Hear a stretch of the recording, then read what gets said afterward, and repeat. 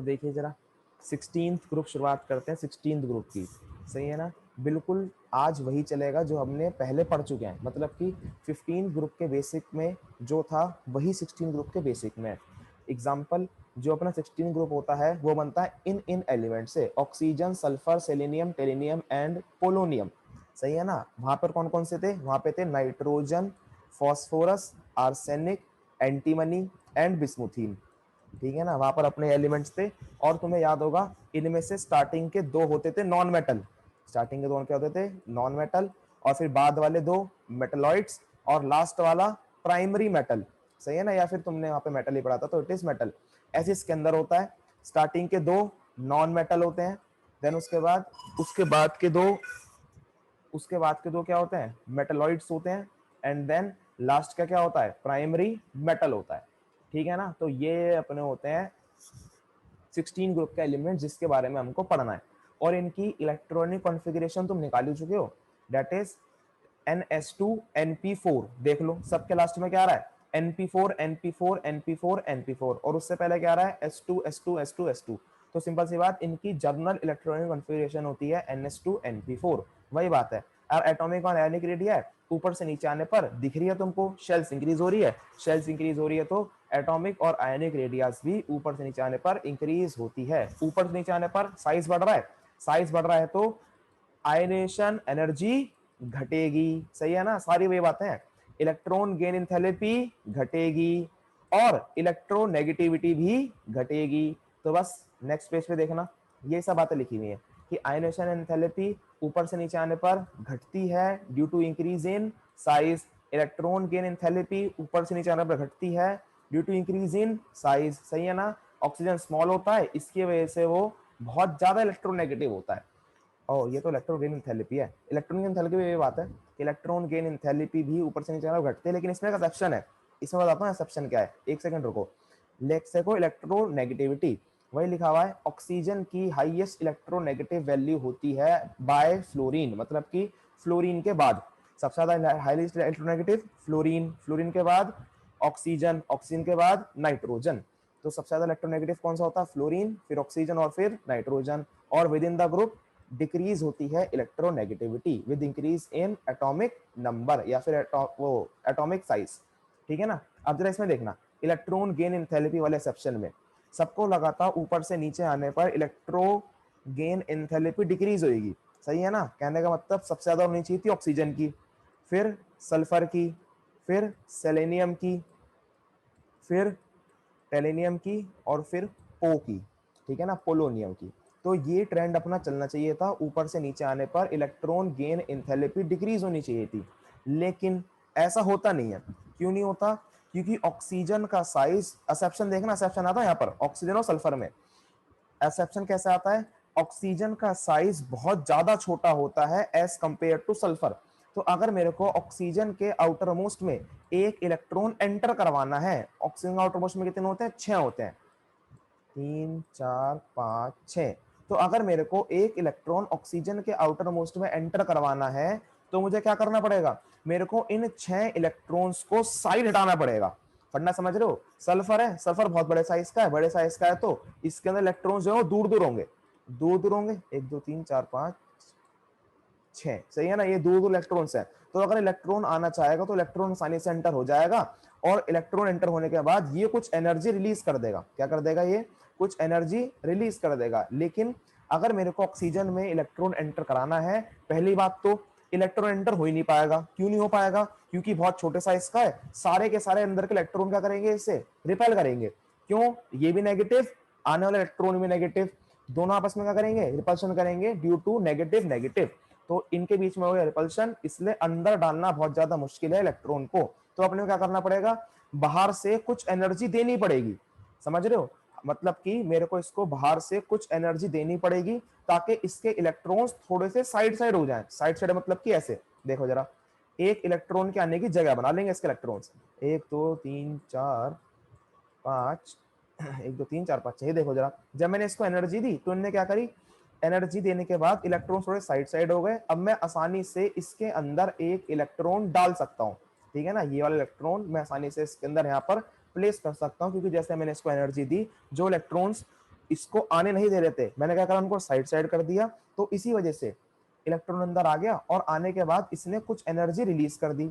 अब अगर मैं टोटल एनर्जी निकालूं, टोटल एनर्जी क्या आएगी, जो एनर्जी यहां पर देनी पड़ी है, मान लो मेरे को यहाँ पर 5 जूल देनी पड़ी, सही है ना, यहाँ पर मेरे को कितनी देनी पड़ी, 5 जूल मेरे को इसको देनी पड़ी, और निकल के आई है 15 जूल, निकल के कितनी आई है 15 जूल, तो नेट नेट एनर्जी कितनी हो जाएगी, 10 जूल हो जाएगी।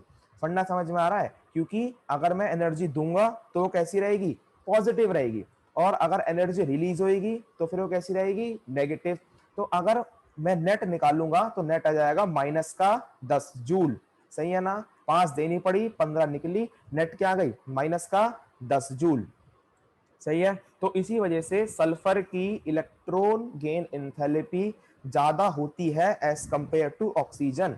तो अपना ऑर्डर कुछ इस तरीके से हो जाता है, सल्फर सबसे पहले, ऑक्सीजन उसके बाद, सेलेनियम उसके बाद, और टेलेनियम एंड देन पोलोनियम, ठीक है।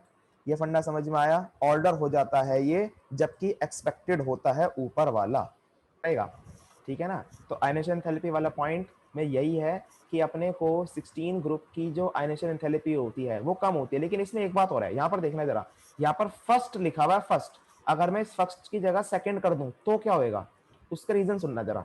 अगर मैं कोई भी 16 ग्रुप का एलिमेंट लेता हूँ, जैसे ऑक्सीजन, ऑक्सीजन का नंबर होता है अपना 8, अगर मैं इसकी इलेक्ट्रॉनिक कॉन्फ़िगरेशन लिखूंगा तो इसके लास्ट में आएगा P4, सही है ना, P4 आएगा। और अगर मैं कोई 15 ग्रुप का लेता हूँ, 15 ग्रुप का, तो नाइट्रोजन, लास्ट में क्या आएगा, P3, सही है ना। इनको फिल ऑन करता हूं मैं, जैसे इनको फिल ऑन करूंगा, सो ये अपना हो गया P, इसके अंदर आ गए अपने 4 इलेक्ट्रॉन, बोले तो 1 2 3 और ये 4, सही है ना। और ऐसी नाइट्रोजन, जब नाइट्रोजन फिल ऑन करूंगा देन इट बिकम्स P3 बोले तो हाफ फील्ड, सही है ना, तो ये हो गया हाफ फील्ड। तो अगर मैं एक इलेक्ट्रॉन निकालने की कोशिश करूंगा, तो एक इलेक्ट्रॉन जब मैं ऑक्सीजन में से निकालूंगा, सल्फर में से निकालूंगा, तो मैंने ऑक्सीजन में से इलेक्ट्रॉन निकाला, इलेक्ट्रॉन निकाल दिया, बहुत आसानी से इलेक्ट्रॉन निकल गया, क्योंकि क्या थे, 4 इलेक्ट्रॉन थे। ऑक्सीजन चाहेगा कि एक इलेक्ट्रॉन निकल जाए, क्यों चाहेगा, क्योंकि अगर एक इलेक्ट्रॉन निकल जाएगा तो फिर वो क्या बन जाएगा, हाफ फील्ड बन जाएगा, और वो क्या हो जाएगा, एक्स्ट्रा स्टेबल हो जाएगा। सो हाफ फील्ड होने की वजह से, एक्स्ट्रा स्टेबल होने की वजह से ऑक्सीजन चाहेगा कि उसका इलेक्ट्रॉन निकल जाए, तो इसलिए मेरे को यहाँ पर बहुत कम एनर्जी देनी पड़ेगी, सही है ना, बहुत कम एनर्जी में इलेक्ट्रॉन निकल जाएगा। लेकिन नाइट्रोजन में ऐसा नहीं होगा, नाइट्रोजन क्या चाहेगा कि मैं तो पहले से हाफ फील्ड लूं, मैं क्यों निकालना चाहूंगा इलेक्ट्रॉन, अगर मेरे को इसमें से इलेक्ट्रॉन निकालना है तो बहुत हाई अमाउंट ऑफ एनर्जी देनी पड़ेगी, सही है ना। तो यहां से मेरे को बहुत हाई अमाउंट ऑफ एनर्जी देनी पड़ी, इनको कहता हूं मैं फर्स्ट आयनाइजेशन एंथैल्पी, क्या कहते हैं अपन लोग, फर्स्ट आयनाइजेशन एंथैल्पी, सही है ना। अब नेक्स्ट, अगर मैं तुमसे कहूं सेकंड आयनाइजेशन एंथैल्पी, मतलब कि मेरे को दूसरा इलेक्ट्रॉन निकालना है, तो अगर मैं अब ऑक्सीजन में से चाहूंगा दूसरा इलेक्ट्रॉन निकालना, ऑक्सीजन तो पहले से हाफ फील्ड है, तो वो क्या चाहेगा कि वो दूसरा इलेक्ट्रॉन ना निकाले, तो इसका मतलब मेरे को यहां से यहां तक जाने में, दूसरा इलेक्ट्रॉन निकालने में बहुत ज्यादा अमाउंट ऑफ एनर्जी देनी पड़ेगी। और अगर मैं चाहूंगा नाइट्रोजन में से निकालना तो बहुत आसानी से निकाल देगा, तो सिंपल सा फंडा, ये बहुत आसानी से निकाल देगा, क्योंकि ये ना ही हाफ फील्ड है ना ही फुल फील्ड है, सो इसके अंदर मेरे को लेस एनर्जी देनी पड़ेगी। तो आंसर क्या हुआ कि अगर मेरे को फर्स्ट आयनेशन एंथैल्पी पूछी जाए तो 15वें ग्रुप की ज्यादा होती है एज कंपेयर टू 16 ग्रुप। लेकिन अगर वहीं पे मेरे को क्वेश्चन पलट के कह दिया जाए कि सेकंड आयनेशन एंथैल्पी बताइए, तो सेकंड आयनेशन एंथैल्पी 16 ग्रुप की ज्यादा होती है एज कंपेयर टू 15 ग्रुप, सही है ना। लिख लेंगे आंसर बहुत स्पीड में, सही है ना। फिजिकल प्रॉपर्टीज में इतना ही होता है कि अपने को आई पता होना चाहिए, ईजी पता होना चाहिए और इलेक्ट्रोनेगेटिविटी पता होना चाहिए, सही है ना, ये होती है फिजिकल प्रॉपर्टीज। अब आते हैं केमिकल प्रॉपर्टीज पे। वही केमिकल प्रॉपर्टीज में भी बिल्कुल पहले वाली की तरह, oxidation state and trends in chemical reactivity. अगर तुमको याद हो 15वें ग्रुप के अंदर जो जर्नल ऑक्सीडेशन स्टेट थी वो थी -3 +3 एंड +5, सही है ना, -3 +3 एंड +5।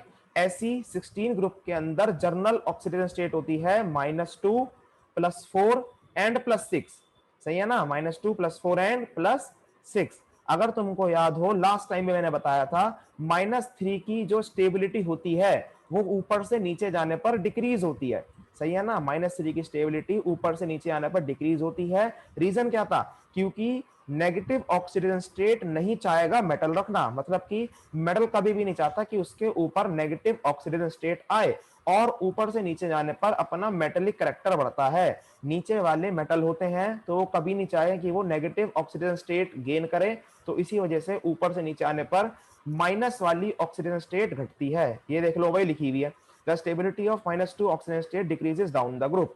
और फिर उसके बाद क्या बताया था कि +5 और +3 की स्टेबिलिटी में चेंज क्या आएगा ऊपर से नीचे आने पर, +5 की स्टेबिलिटी घटेगी, +3 की स्टेबिलिटी बढ़ेगी, due to inert pair effect. सही है ना, सबको याद होगा इनर्ट पेयर इफेक्ट क्या था, ऊपर से नीचे आने पर अपनी ऑक्सीजन स्टेट को 2-2 के स्टेप में घटा देना ही क्या कहलाता है, इनर्ट पेयर इफेक्ट कहलाता है। ऐसे यहां पर है कि +6 ऑक्सीजन स्टेट ऊपर से नीचे आने पर डिक्रीज होएगी, एंड स्टेबिलिटी ऑफ +4 इंक्रीज होएगी due to inert pair effect. सारी बातें पहले वाली हैं, ठीक है। ऑक्सीजन, सही है ना, जैसे अपन लोगों ने पहले पढ़ा था एनालॉगस बिहेवियर ऑफ नाइट्रोजन, वही 4 कारण थे, छोटा size, high electronegativity, high ionisation enthalpy and absence of D subshell. ऐसे इसमें देखो जरा, it is due to small size, high electronegativity, छोटा साइज है, हाई इलेक्ट्रोनेगेटिविटी है, और ये हाइड्रोजन बॉन्ड बना सकता है। मैंने तुमको क्या बताया था, नाइट्रोजन BH बॉन्ड बनाता है एज फोन। सही है ना, फोन में जितने भी एलिमेंट है वो सब H बॉन्ड बनाते हैं, तो ऑक्सीजन भी H बॉन्ड बनाता है। एग्जाम्पल है पानी और H2S। सही है ना, जैसे मैंने नाइट्रोजन बना के दिखाया था ना, वैसे बना लेना पानी का भी, ऐसे H2O, और ये अपने अगले वाले O को क्या करेगा, अट्रैक्ट करेगा, ये O then H then H, then this H अगले वाले O को अट्रैक्ट करेगा, तो इसे कहते हैं हम लोग हाइड्रोजन बॉन्ड। सही है ना, this is known as H bonding. लेकिन H2S में H बॉन्डिंग नहीं होती। सिंपल सा क्वेश्चन बनेगा, पानी लिक्विड होता है, H2S गैस होती है, तो आंसर क्या आएगा, आंसर आएगा ड्यू टू H बॉन्ड, ठीक है ना। आगे देखो जरा, next reactivity with hydrogen, last group में पढ़े थे ना रिएक्टिविटी विद हाइड्रोजन, ऐसे इसके अंदर है, जब अपने एलिमेंट्स हाइड्रोजन से रिएक्ट करेंगे, कौन कौन से element, oxygen, sulphur, selenium, tellurium and polonium, ये जब रिएक्शन करेंगे हाइड्रोजन से तो क्या क्या बनाएंगे, H2O, H2S, एक second, H2S, H2O, H2S, H2SE, H2TE and H2PO, ठीक है ना।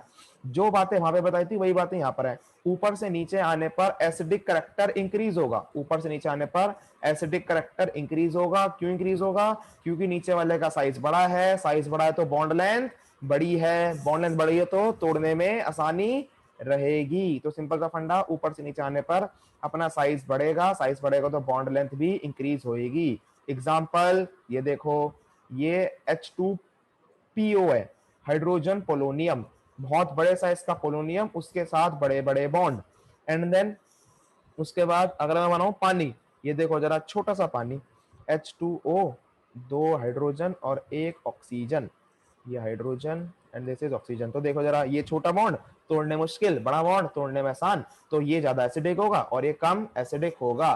Then next is thermal stability, इसका भी वही फंडा है, इसकी बड़ी बॉन्ड लेंथ है तो ये कम स्टेबल है। कम स्टेबल क्यों है, क्योंकि जल्दी से बॉन्ड टूट जाएंगे और स्टेबिलिटी घट जाएगी। इसके बॉन्ड छोटे हैं तो तोड़ने मुश्किल लगेगी, तो ये क्या है, ज्यादा स्टेबल है, तो स्टेबिलिटी भी ऊपर से नीचे आने पर घटती है। Then next is hydrides having reducing property, वही फंडा, रिड्यूसिंग प्रॉपर्टी, ऊपर से नीचे आने पर रिड्यूसिंग नेचर भी बढ़ता है, क्योंकि बॉन्ड लेंथ बढ़ती है। बॉन्ड लेंथ क्यों बढ़ती है, क्योंकि अपना साइज बढ़ता है। सही है ना बच्चे, सिंपल सा फंडा समझ में आ रहा है, ये तीनों प्रॉपर्टीज पहले पढ़ चुके हैं। सिंपल सा रीजन है, due to increase in size and bond length. देखो जरा, ऑक्सीजन रिएक्शन विद ऑक्सीजन में क्या कहना चाह रहा है, कि जब हमारी रिएक्शन होगी ऑक्सीजन से तो इनकी जो रिड्यूसिंग प्रॉपर्टी होगी वो डिक्रीज होगी ऊपर से नीचे आने पर। मतलब कि ऑक्सीजन अपने आप से रिएक्शन करके बनाएगा O2, वो तो अलग है, लेकिन अगर हम और बाकी एलिमेंट्स की रिएक्शन करते हैं, SCO2, SO2, TeO2 and PO2, सही है ना, पोलोनियम ऑक्साइड, तो ये जो ऑक्साइड्स होंगी इनके अंदर ऊपर से नीचे आने पर रिड्यूसिंग प्रॉपर्टी डिक्रीज होगी और ऑक्सीडाइजिंग प्रॉपर्टी इंक्रीज होगी। अब ऐसा क्यों होगा, क्योंकि भाई सिंपल सा रीजन, बॉन्ड साइज बढ़ रहा है। तो SO2 रिड्यूसिंग होता है, it is reducing in nature, and POO2 is oxidising in nature. देख लो TiO2 भी, TiO2 कैसा रहता है, ऑक्सीडाइजिंग नेचर का रहता है, ठीक है। तो TiO2 is oxidising in nature, ये तो आसान सा स्टेप है, याद रख लेना, सही है ना। थर्ड देखना जरा, रिएक्टिविटी टुवर्ड्स हेलोजन। अब हेलोजन के साथ ये अपने तीन तरीके के हैलाइड बनाते हैं, एक EX2, EX4 और EX6, वही फंडा है। एक इनकी OS 2 होती है, एक 4 होती है और एक 6 होती है, तो उसी हिसाब से इन्होंने अपने हैलाइड बनाए हैं। अब हैलाइड की जो स्टेबिलिटी है वो डिक्रीज होती है इस ऑर्डर में, मतलब कि F सबसे ज्यादा स्टेबल हेड बनाता है, फिर क्लोरीन, फिर ब्रोमीन और फिर आयोडीन। एग्जाम्पल अगर तुमको दूं, अगर मैं बात करूं उसकी, किसकी, SF4 की, तो SF4 के अंदर सारे के सारे बॉन्ड छोटे छोटे होंगे, क्योंकि फ्लोरीन क्या है, बहुत छोटा एलिमेंट है। तो अगर सारे बॉन्ड छोटे हैं तो उनको तोड़ने में ज्यादा मेहनत लगेगी, तो इसी वजह से अपना जो फ्लोरीन होता है वो स्टेबल बॉन्ड बनाता है। लेकिन अगर मैं बात करूं आयोडीन की, तो आयोडीन बहुत बड़े साइज का, और उसके बाद जो ये एलिमेंट्स हैं ये भी बहुत बड़े बड़े साइज के हैं, तो इसी वजह से जो इनके बीच में बॉन्ड बनता है वो बहुत बड़ा बनता है, और बड़ा बॉन्ड क्या होता है, बहुत कम स्टेबल होता है, क्योंकि वो बहुत आसानी से टूट जाता है, सही है ना। ये सिंपल सा ऑर्डर ध्यान रखना। और उसके बाद ये इंपॉर्टेंट है, इस पे ध्यान देना जरा, sulphur hexafluoride. Sulphur hexafluoride exceptionally stable होता है ड्यू टू स्टेरिक रीजन। अब इस स्टेरिक वर्ड का मतलब क्या होता है, स्टेरिक वर्ड का मतलब होता है भीड़ भाड़, जैसे कि SF6 है, SF6 मतलब कि सल्फर और उसके साथ 6 फ्लोरीन उसके आसपास घेर के रखे हुए हैं उसे। अगर उसको 6 फ्लोरीन घेर के रखे हुए हैं तो सल्फर के साथ रिएक्शन करनी बहुत ज्यादा मुश्किल होगी। क्यों मुश्किल होगी, क्योंकि फ्लोरीन ने इसको चारों तरफ से घेर रखा है। अगर चारों तरफ से घेर रखा है तो इसके साथ रिएक्शन करनी नेक्स्ट टू इम्पॉसिबल होगी। सो क्वेश्चन क्या आएगा, क्वेश्चन आता है SF6 इज केमिकली इनर्ट, ये केमिकली इनर्ट है, इसके साथ कोई रिएक्शन नहीं कर सकता। क्यों नहीं कर सकता, क्योंकि फ्लोरीन इसको चारों तरफ से घेर के रखते हैं। अगला क्वेश्चन क्या बनेगा कि it is insoluble in water, पानी में ये इनसॉल्यूबल होता है। रीजन क्या होगा कि इसको फ्लोरीन चारों तरफ से घेर के रखते हैं। तो सिंगल लाइन आंसर होएगा, due to steric reason it is exceptionally stable. सही है, सही है ना, बहुत जल्दी से नोट करेंगे। सिंपल सिंपल से आंसर है, फर्स्ट वाला अपने सिलेबस से कट चुका है। सेकंड वाले का क्या आंसर है कि ग्रुप 16 के हाइड्राइड्स का जो ऑर्डर होता है वो क्या होता है, स्टेबिलिटी का। ऊपर से नीचे आने पर साइज बढ़ता है, साइज बढ़ता है तो बॉन्ड बढ़ती है, बॉन्ड बढ़ती है तो बॉन्ड डिसोसिएशन एंथैल्पी घटती है, तो ऊपर से नीचे आने पर स्टेबिलिटी डिक्रीज होगी।